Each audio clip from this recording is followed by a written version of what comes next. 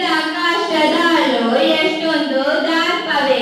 ಅದು ಕನ್ನಡಿಗರ ಹುಟ್ಟುಗುಣ. ಹೋ ಹೋ ಹೋ, ಹೇಗೆ ಜಂಬ ಕಾಚಿ ಕಾಂಡ ಮೈಸೂರು ಮಣ್ಣು ಪಾಲು ಆಯ್ತು. ಅದು ನಿಮ್ಮ ವೀರತ್ವದಿಂದ ಅಲ್ಲ, ವಂಚನೆಯಿಂದ.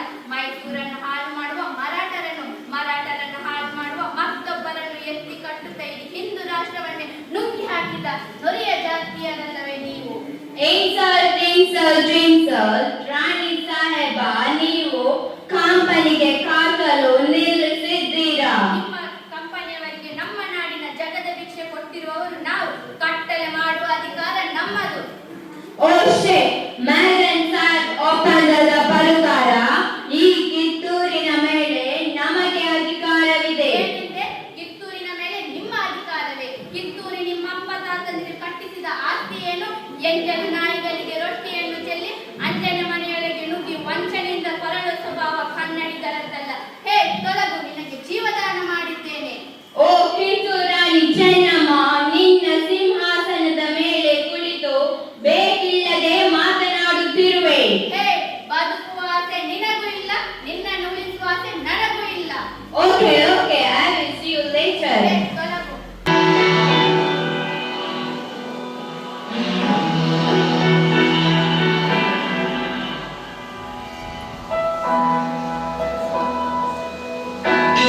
दिल का था हमने सवारा,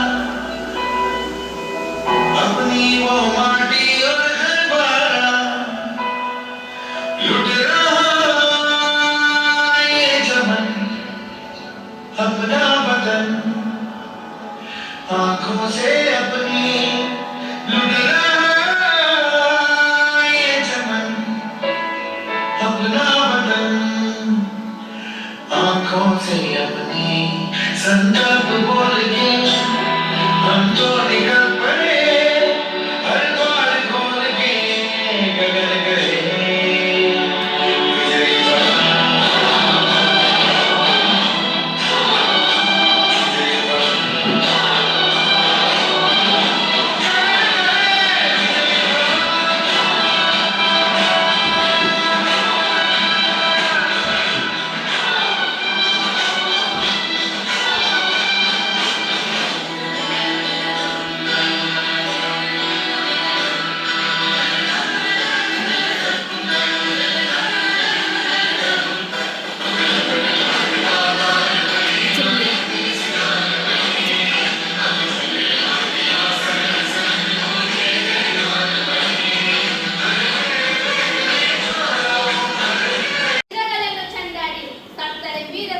ಬದುಕಿದರೆ ಸ್ವಾತಂತ್ರ್ಯ.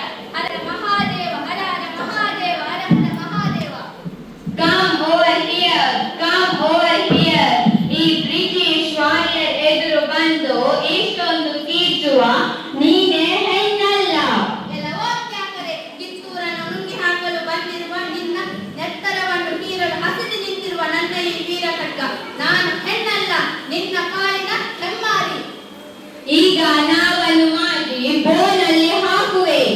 ಎಲ್ಲವೋ ಕೆಂಪು ಮುಖದ ಮಂಗವೇ, ಕೈಯಲ್ಲಿ ತಕ್ಕಡಿದು ಭಾರತ ದೇಶಕ್ಕೆ ಕಾಲಿಟ್ಟು ಅನೇಕ ತಂತ್ರ ಕುತಂತ್ರಗಳಿಂದ ಸಂಸ್ಥಾನಗಳನ್ನು ನುಂಗಿ ಹಾಕಿದ ದುರಾಸೆಯ ದೂತ. ಓ ಕಿತ್ತೂರು ರಾಣಿ ಚೆನ್ನಮ್ಮ, ಕೂಗಬೇಡವೋ ಪುಣ್ಯ, ನಿನ್ನ ಈ ಹೆದರಿಕೆಗೆ ಹೆದರುವವರೆಲ್ಲ ಈ ಚೆನ್ನಮ್ಮ. ಹೇ, ಕಿತ್ತೂರ ನಾಡನ್ನು ಕಬಳಿಸಲು ಹೊಂಚು ಮಾಡುತ್ತಿರುವ ನಿನ್ನ ರುಂಡವನ್ನು ಮುಂಡದಿಂದಲೇ ಬೇರ್ಪಡಿಸಿ ಕಿತ್ತೂರನ್ನು ಬೆರೆಸುವಂತೆ ಮಾಡದಿದ್ದರೆ ನಾನು ರಾಣಿ ಚೆನ್ನಮ್ಮನೇ ಅಲ್ಲ. ಹರ ಹರ ಮಹಾದೇವ. ಜೈ ಸವಾಲ್, ಜೈ